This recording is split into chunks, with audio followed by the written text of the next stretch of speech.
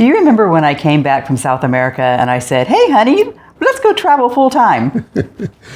And I said, why would you want to do that? I think you thought I was a little bit crazy. And, I was already retired. I retired at 49 and you weren't retired yet. Yeah, I was still working. It didn't retire until I was 61. Yeah. And I came home with this crazy idea after being in South America for 4 or 5 months of, let's go travel full time. And you looked at me like I was cattywampus crazy. That's right. But, this video is not about... me being crazy. Her being crazy.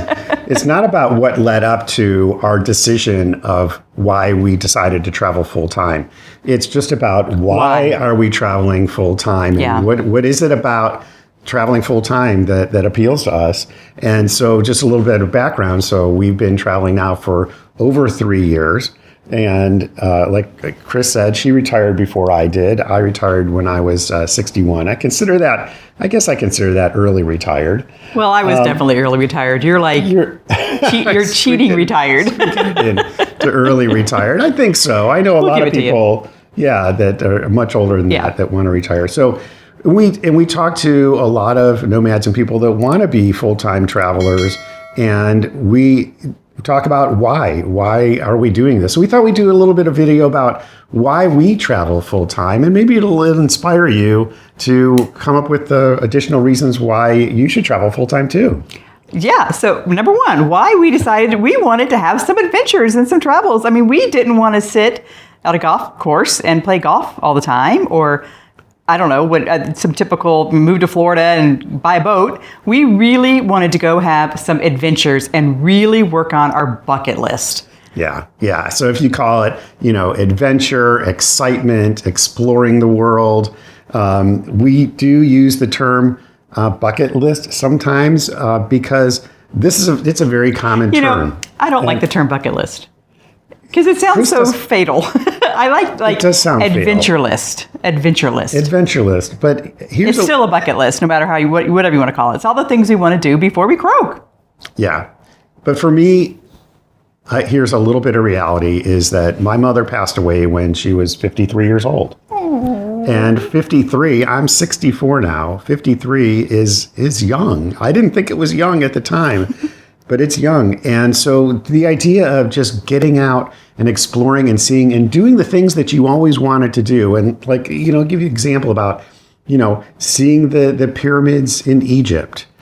Or going to the Great Barrier Reef, or hiking or doing it. We rappelled in the cenote. We saw the Sydney fireworks. We snorkeled with sharks. The Leaning Tower of Pisa. Yeah, and hiking volcanoes. Eiffel Tower. I mean, there are so many things and so many experiences. I just mentioned some things that are very real about, man-made things, but it's the natural beauty that is in this world that just blows me away every time I go to a new country and I see how beautiful this world really is. What do you think is the prettiest thing you've seen so far? I know I'm putting you on the spot. Besides me. Besides you. I don't know if there's anything I'm man-made. No, really. What's some of the prettiest things you've seen in the world? We just recently were in Australia for 5 months, and we got a chance to go to dozens and dozens of beaches in Australia. And every beach that we went to, we said, this is the most beautiful beach I've ever seen in my entire life. And we happened again and again and again. Yeah, so hell out to you, Australia. But I think the prettiest thing I've seen is probably when we went to Calsook National Park and we got in those long boats and we went like a mile and a half or an hour and a half out, and we went to that one place that had like the haystack the mountains or whatever, and then the water and out of the water, and the air was so clean, and it was something we are so fortunate that I grew up in California and lived a lot of my life in the Southwest, and then we lived in Denver together. So I personally think the Southwest is the prettiest area of the United States. There's a lot of pretty areas, and it's hard to pick just one. But I think the Southwest is really pretty with the Grand Canyon and Monument Valley and Zion National Park and all that. So those things are beautiful. But I think the reason why Calsook National Park was so pretty to me is it's something I had never seen before. And I think you could say the same thing about the Grand Canyon or whatever, but the U.S. doesn't have anything like we saw in Thailand, and that's why it sticks out as the prettiest thing I'd ever seen. Yeah. Yeah. A beautiful place. But I also think about just some of the true experiences that we've had that people dream about their entire lives. For example, walking the Camino, and we're about to do this for the second time in a couple of weeks.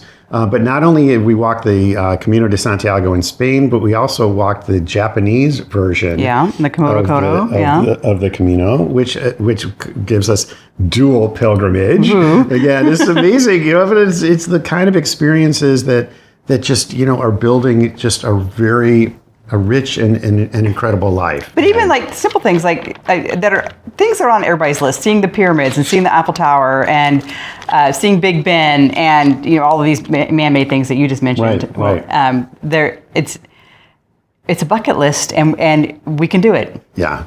So anyway, what's our third reason why we're traveling? Part of that is learning new things, and I think we reach a certain age where we think that, well, there's nothing else to do. There's nothing else to learn. And here, traveling the world is an opportunity to just have a daily, almost hourly experience of soaking up new things and new experiences and new learning. Just to imagine going to a new country and having to speak the language, having to learn how to say some of the basic phrases. It's building that vocabulary, and things like Spanish. We continuously work on building our Spanish skills. It's also very humbling to go to a new location and be literally illiterate.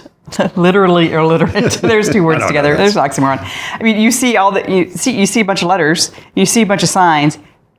Can't read it. I mean, you can read it. You can try to figure out what it might say or how you might pronounce it. But you're illiterate, and for me, it builds a lot of compassion for the immigrants of the world who are trying to make it, or maybe they're refugees, or their situation has taken them someplace that they're trying to survive and they can't read. It's not because they're dumb or they're ignorant or they don't know how. It's that they weren't raised in the language and they have to learn it. So in the process of learning it. So every day we leave the house and we're completely illiterate. And if it weren't for Google and our Google Lens and Google Translate and all these things, we would be sorely lost and so on. And it's a challenge, but it's, keeping those brain synapses firing all the time and keeping our minds active and wonder and just growth is incredible. I was thinking about, last year I learned how to scuba dive, and I actually got my advanced certification in scuba diving. And I thought I was too old to do something like that. And it turns out, I'm not. I can do it. And it opened up literally a whole new world for me of being able to, dive under the sea and we've also learned how to salsa dance and blow glass. Yes. Boy, have we learned some history. Holy cow. I thought I knew everything, and I knew absolutely nothing. I know. The more I learn, the less I know. It seems like on a daily basis we say, they didn't teach us that in school. And it's really, really amazing. It's a joy to learn about different cultures, to learn about history and different people's perspectives from around the world. Yeah. It's really a lot of fun. So we're going to tell you we have two more reasons, and you got to hold on for the last reason because it's the best. But please subscribe and like us. We are just coming up on 10,000 viewers. We hope you're our 10,000th subscriber. So please subscribe. Number 5, we're going to do this one first. We're going to do the you don't need to give it a number. Well, we're going to do this one first. We're going to do the give back and make the world a better place. But one. Yeah. So, in our working life, we've tried really hard to volunteer and so on, but life gets in the way, and volunteering tends to fall off. In this life, we have really made that our priority everywhere we go to try to volunteer. It is not easy to volunteer as world travelers. There's all kinds of obstacles and things you have to overcome in order to be able to volunteer, the background checks and application processes and language issues and so on. Nonetheless, we've done several volunteer opportunities. We helped elephants in Thailand. That's one of your favorite things. We did. You always mention that. We helped set up a computer lab in Mexico. We taught English, or not taught. Taught is definitely. We volunteered our conversation with Ukrainian refugees here in Latvia. Yeah. And we worked at a school to build a garden. Yeah, an edible urban forest in Aruba. So these are, and then this channel is all about giving back.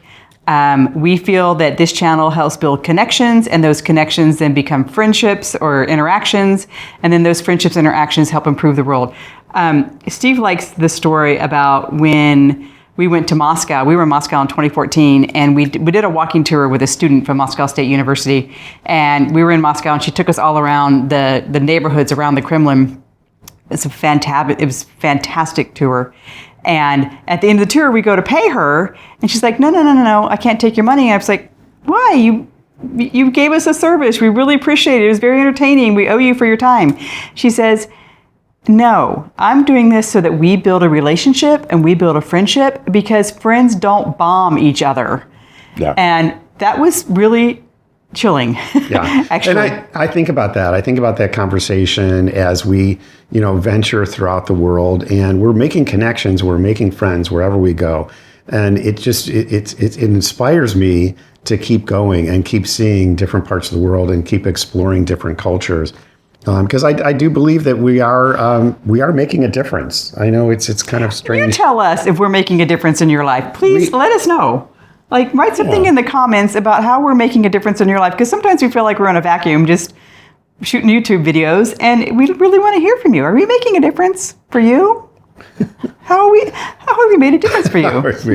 I know how we can make a difference. With the last point that number 5, whatever, number 6. This was near and dear to me about why we travel the world full time, is because it's affordable, because we can do it. I mean, think about how we lived in Denver, Colorado before we sold everything and decided to travel full time. And we are spending less money now exploring the world, seeing amazing things, all the bucket list items and the giving back and the adventures, on less money than we spent when we were sitting at home. I mean, you're living off your Social Security. I am. My budget is my monthly Social Security that I started getting at 62, and it's working for me. And now I have not reached the ripe age of 62 yet, so I still have my own bucket of money that I saved and so on and put in for this very particular reason to be able to have money. We are not financial advisors. No. This is not financial advice. No. What I am saying, in our experience, traveling full time can be very affordable and can be something that you can't have the excuse of, well, I can't afford to do that. And you can really spend whatever you want. You can. I mean, you can spend less than what we're spending, and you can spend a lot more than what we're spending. But we've got lots of videos of how to create a travel budget and so on, which you're glad, please go watch. But the point is, the why to this is we can afford it, and because we can afford it because it's affordable. And, I do have to give ourselves some credit. I mean, we saved our money, and we worked hard, and we put away retirement fund, and now we get to spend it. Yeah, so there's a lot to that too. Yeah. So a lot of whys here, and no excuses. Adventure, see the world, the beauty, the magic of this planet is amazing, and the connections that we're making, and the joy and the learning. Well, you said one more thing about why you're doing it. What did I say? About me. About you. Yeah. I don't remember what I said because I love you. Because I love you, and I want to share this adventure with you. I couldn't imagine. I'm sorry, I forgot that point. I couldn't imagine doing this without my life partner and my partner in crime, maybe sometimes, as we you almost got me thrown in the Hooskow last week. Extend our visa stay. I am so blessed to have this partner to travel the world with. Yeah, make sure if you travel with someone, make sure this is someone you want to be traveling with, and that you can do all the ups and downs, because there are many of both. And it definitely was, as we started, it definitely was Chris's idea. She did come to me and say, hey, why don't we travel the world? And I'm so glad that we are. I'm so glad that she said that. All right. Mush mush. See you guys next week.